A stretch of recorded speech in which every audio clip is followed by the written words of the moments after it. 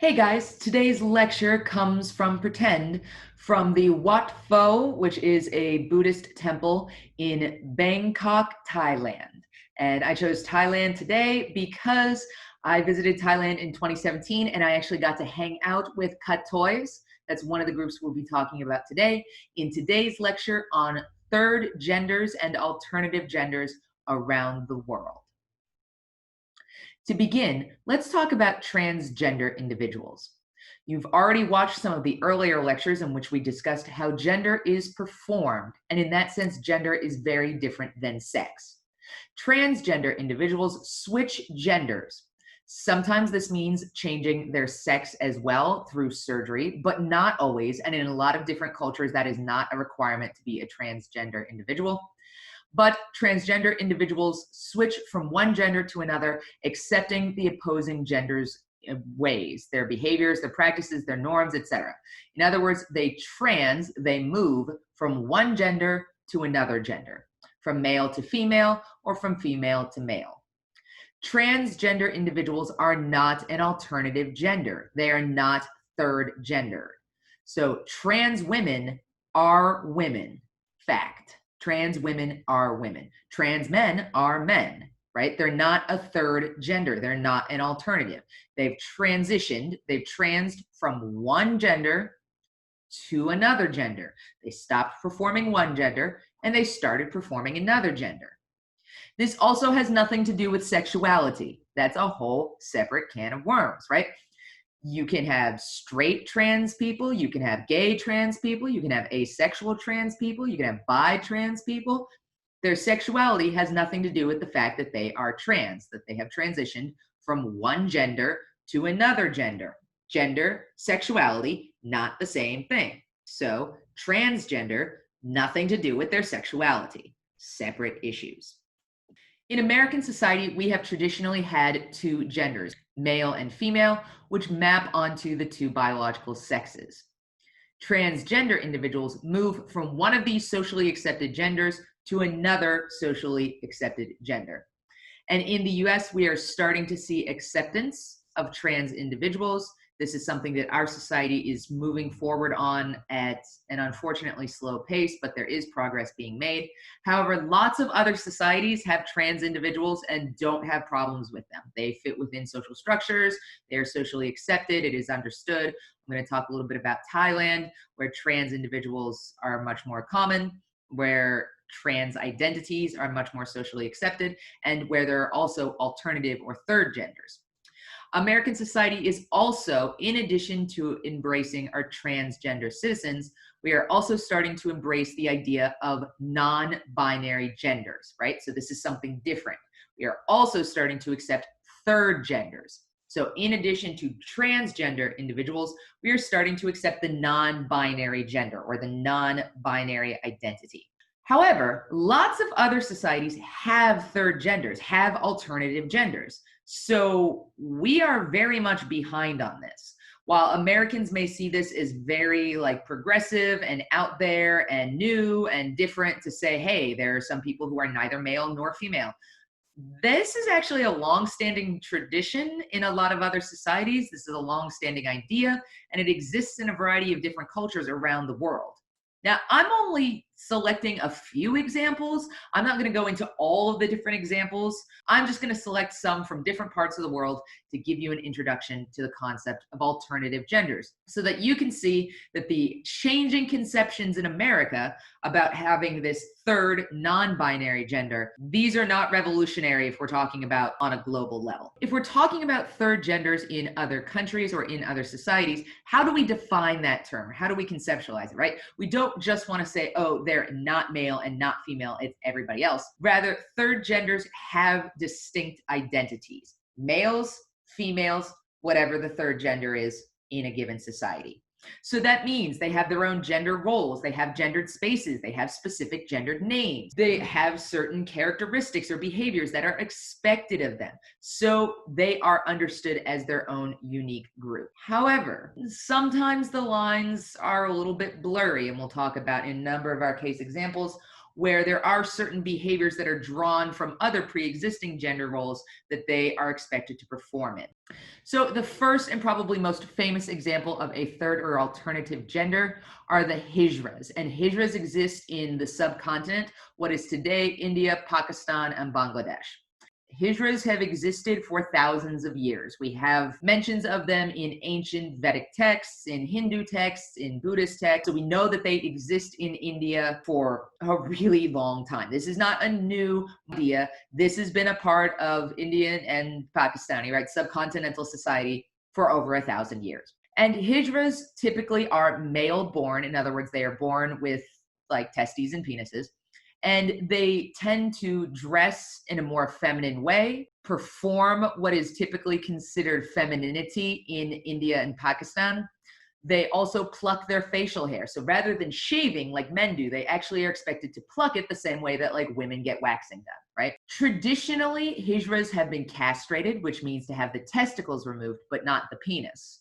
So it's kind of an in-between between masculinity and femininity. And this was often done in a very kind of graphic and stressful ritual. This practice is lessening, and nowadays, I mean, to put it crassly, a lot of hijras keep their balls. But they are not seen as masculine sexual beings or feminine sexual beings. They're seen as hijra sexual beings, something in the middle. Now, this is a legal third gender in Pakistan. Pakistan is a conservative Muslim country. But in Pakistan, when you fill out your information for your ID card, right? Your ID card can have marked male, female, hijra, 3 equal genders. And like when you put your documents in for school, you can put male, female, hijra, 3 equal statuses. When you apply for loans, when you get your passport, male, female, hijra. You have 3 choices in Pakistan. In India, they face a lot more social opprobrium and in many cases face abuse in society. They are harassed. They were part of, we talked about the caste system previously in previous lectures. In India, hijras were considered part of the lowest social caste. Now, hijras serve a very specific role in Hindu and Muslim society. But again, only in the subcontinent. So you don't see hijras in Malaysia, you don't see hijras in Saudi Arabia, right? But hijras tend to represent fertility, and that's because they are betwixt and between ritually. And so in that sense, they are magical. And in that sense, they are holy. And so hijras are sort of seen as positive, magical, fertile figures, but they are also kind of demonized, almost like witches. And so their blessings are necessary at weddings, at births of children, coming of age ceremonies for women, etc. But if you piss them off, they will curse you, and those curses can have great consequence in terms of fertility. Now, unfortunately, because Indian and Pakistani society is becoming more secular, there is less and less of that special religious role for hijras, and so they are losing kind of their symbolic value.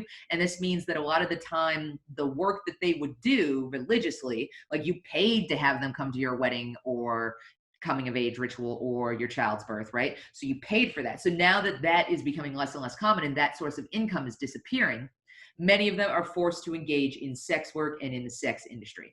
Thailand also has a variant known as the katois, or the lady boy. Originally, katoi was a term to refer to a transgender Thai male to female. So a man who was born with male genitalia who wanted to transition to become a woman was a katoi. And so these were trans individuals, male to female, and they ended up performing female and becoming female. But rather than saying trans women are women, the Thai would say katoi women are women, right? So they had a specific term for that concept. But this was very common, and katois have existed in Thai literature for hundreds and hundreds of years. So this was a very common and socially accepted practice. Katois were often found in particular feminine professions, modeling, singing, hairdressing, etc. But in the past 30 years or so, Katoys have begun to identify as their own unique group. In other words, the trans experience, male to female, in Thailand is such a unique cultural experience. And they are such a large population with such a concrete identity that sets them apart from other women, that they have begun to be identified as a third gender, and they want to be identified as a third gender. They don't want to be understood as women anymore. They actually want to say, we are a third gender. We want to be recognized the same way that the Hijras are recognized in Pakistan, right? So Thai activists, Thai Katoy activists can see what happened in Pakistan, where Hijras were able to push and get their own recognition as their own gender, and that push has started in Thailand. They have their own pop groups. They have their own, boxing circuit. So there's actually in Muay Thai, there's the men's level, the women's level, and the Katoys level. And so there's a growing argument to say, hey, this is actually a third gender separate from women, and we want to be treated differently. We want to have the same rights. We want to have the same community identity, et cetera, et cetera. So I now want to talk about Native American Two-Spirits. And Native American Two-Spirits are kind of like the uber gender, the super gender. Native American Two-Spirits can be born as either body. So they can be male-bodied or female-bodied. And they take on both genders. So the belief is that some people in Native American cultures are born with the spirits of both male and female within them. And therefore, regardless of what their body is, they perform both. Now, this is completely independent of sexuality. Two spirits perform both genders depending on what their role is at that time.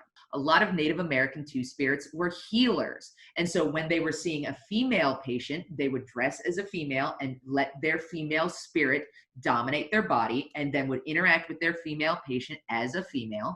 And then when they interacted with a male patient, a male that came to them for physical help, they would perform as male. And so they held all sorts of normal roles. And in fact, in Native American cultures, two spirits were often highly ranked and well-accepted individuals. In Native American society, two spirits were leaders, healers, musicians, artists, diplomats, peacemakers, etc. And it's this role as diplomats and peacemakers that led to the common misunderstanding of Native American Two-Spirits. We will always use the term Native American Two-Spirits, but even in your textbook, and this is my biggest complaint with this textbook, you will see a term for Native American Two-Spirits, Berdache. And we will not use this term because Berdache is a slur. It is a slur that is unacceptable, and we still see it in academic textbooks, right? So Berdache is a French word. It's not a Native American term at all. And it's a French term that kind of connotes like an effeminate male prostitute. Like it's a negative term. And the reason that this is used often for Native American Two-Spirits is that Native American Two-Spirits were called a whole bunch of different things in different languages, because obviously different Native American tribes had different terms for it. But the concept exists almost universally across the United States and Canada, where various Native American and First Nations peoples live. Right? So when Europeans came and interacted with the Native Americans that they didn't kill off with disease, they interacted with the leaders of tribes and the diplomats and the peacemakers. So in many cases, they interacted with two spirits. But these French or English settlers had absolutely no understanding of the concept of a two-spirit. And so they would sometimes meet individuals that were female-bodied. They would sometimes meet individuals that were male-bodied. In many cases, these individuals would wear gender-generic clothing, and so it was very difficult to understand which gender they were from the European mindset. Like if another Native American tribe met them, they'd be like, oh, that's your two-spirit. Yeah, cool. Here's our two-spirit. Yeah, cool. But when these white people showed up and were like, is that a dude or a lady? I don't know. What the fuck? I'm pretty sure that that's like some creepy whore person. They called them Berdache. We do not use that term. We use the term Native American Two-Spirit. Like Native American communities are incredibly open to trans individuals, in part because they understand the concept of having multiple spirits within you. It's not a foreign concept. It is ingrained in their culture. It is normal. Now, I want to talk about on the other side of the spectrum. If the Native American Two Spirit is somebody who is uber with both male and female spirits and thus goes above the level of being either of those gender to being like a super being of like the ultimate gender, the Japanese have the opposite concept, which are individuals who have neither gender spirit in them. Now, this has nothing to do with sexuality. Again, they can be homosexual, they can be heterosexual, but there is the concept of the androgynous Japanese. There's no sex change, there's no surgery involved. Rather, it is conceptualized as the complete lack of gender. So it's not really a third gender, although it is, in that it is an alternative to the male gender and the female gender. It is an alternative gender, but rather it's the lack of gender.